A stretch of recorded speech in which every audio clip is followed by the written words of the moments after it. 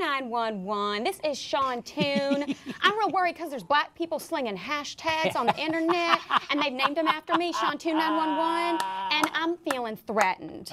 Okay, so this might be the next 911 emergency phone call we received from Sean Toon, who is the man who called the cops on the black teens having a pool party in McKinney, Texas. Now, he has been very vocal about defending his actions and those of the cops that responded. And this is despite the fact that Officer Eric Casebolt was suspended and has actually now resigned after barrel rolling onto the scene like a juiced up Chuck Norris, pulling a gun on teens in bathing suits and then kneeing one 15-year-old girl in the back in her bikini.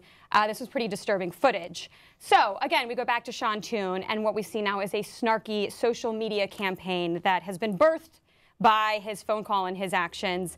Now, the whole idea is taking mundane, everyday, expected actions by black people and putting a spin on it to make it seem like an emergency situation. So, Sean Toon is the heavy-set dude who's in the middle of the fracas. And he's the one who's, oh my God, there's this great quote from him. He says, watch on 30 seconds. I can't do this. You're from North Carolina. All right, I'll give you the quote. Watching 30 seconds or 7 minutes of a clip, it doesn't tell the whole story. I think he did what he thought he had to do to control the situation. Now, this is, again, his opinion on, and he feels, and he actually put up a sign, I think, around the pool saying, you know, thank you for protecting us to the cops. So, again, he thinks that all the actions these cops took were justified. The internet takes a little bit of a different perspective. So what we're seeing is this hashtag Sean2911 with tweets like, this one is from Captain Africa. Hello, oh my God, I'm scared. There's blackness everywhere. I'm freaking out. Sir, have you tried opening your eyes? Right? And this is another one. There's a black woman trying to carjack the spaceship. Hashtag Sean2911. And oh, this, I think the next one is my favorite. Let's pull up this one with a lovely Will Smith. So 911, there's a suspicious looking black man who pulled up in a cab, and I don't think he lives in Bel Air. Well, I like two others too. I like the Oprah one. Right. Yeah, where S writes in, come quickly. There's a suspicious black female holding a room full of white women hostage.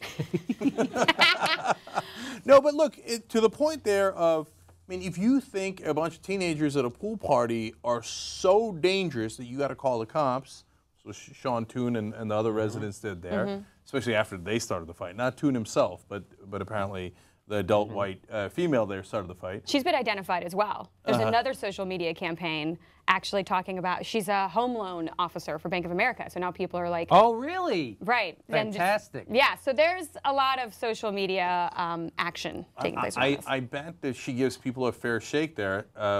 Remember that one of her comments was, why don't you go back to your Section 8 housing?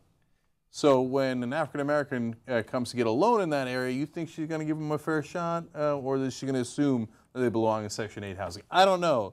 But to me, the important thing isn't what that particular woman did at that time, this clown Sean Toon, et cetera. It's, first of all, a lot of the community. We showed tape today in another part of the show of a woman saying, you know, the cops should get a medal. You know, there's a conservative talk show host in Texas saying, yes. Well, the cops work for the white people in that neighborhood, and they heard people acting like jungle animals, right? So that's the heavy side of it. That's the serious side of it. But I like that the social media poked fun at it, which gets to the underlying serious point of like, what is a situation in which we will not be judged poorly? We will not be judged guilty. So along those lines, I'll give you one more, the last one here. You got a doctor scrubbing in doing surgery, who, by the way, could be the Republican presidential candidate. For all we know, that could be Ben Carson. I don't think it is, but it could have been. And he says, and he's wearing a mask, and he's got some sort of a knife. Right? That's how Sean Toon would characterize that situation. But the whole thing does highlight the idea that what is a situation in which we are not threatened by black people, in which some people are going to make these, take preconceived notions and just blow it up out of the water. I mean, it's really disturbing. I mean, what do you make of the social media campaign, Jimmy? I think it's great that we have a way to get back at people like that. I think it's great that we found out that woman works for Bank of America, so now we can go on Facebook and Twitter and harass Bank of America to make life worse for her. And I mean, do you think there's a limit to social media vigilante campaigns? Yes. I mean, because this woman's life ostensibly could be destroyed, and I'm just putting that out there. And I'm okay with that, but I I think, yeah, it's okay. She'll be okay. She knows a lot of bankers. So, right, she has a lot of bank friends. She'll be okay. I bet she'll be able to get a loan. She could start a business. She'll be okay. She's going to pull herself up by her own bootstraps. Well, and as it turns out, the white community may rally around her. Oh, it sounds sure. like a lot of people are on her side. If she says that somebody's trying to force her to bake a gay cake, she'll be set for life. So, isn't that the beauty of Fox News, right? The Dugars, they can handle that. But black teens having a pool party, it's a little beyond the fucking pale for them. They can't take it. Sean Hannity, when talking about this story, said, what if the cops started swearing at him? Well, what is he supposed to do? That the kids weren't listening to him? I think that's what it says in the handbook. When teenagers at a pool party don't listen to the police officer, start using profanity immediately.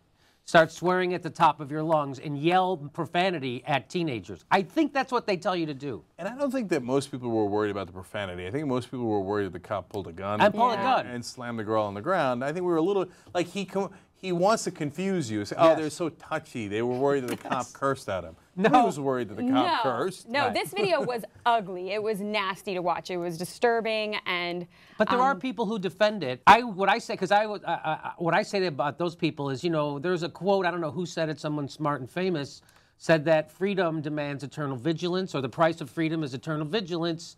And so and so 50% of this country, that was you, I saw it on the video. So 50% of this country are bootlickers who want the cops to give them, hey, no, cops never do anything wrong because they're white and it never affects them. So they're like, oh, so those are the people we have to fight against, right? So people like us are going to fight against police brutality and a police state, and those people who are bootlickers get to enjoy the protections we secure for them. So those are the same types of people who would be like, what's why the British are good. I like the king. What's the matter with you, guy? Why are you raising hell like this? You're such a thug. Why would you want to go pick up a gun and shoot a British soldier? You're a criminal.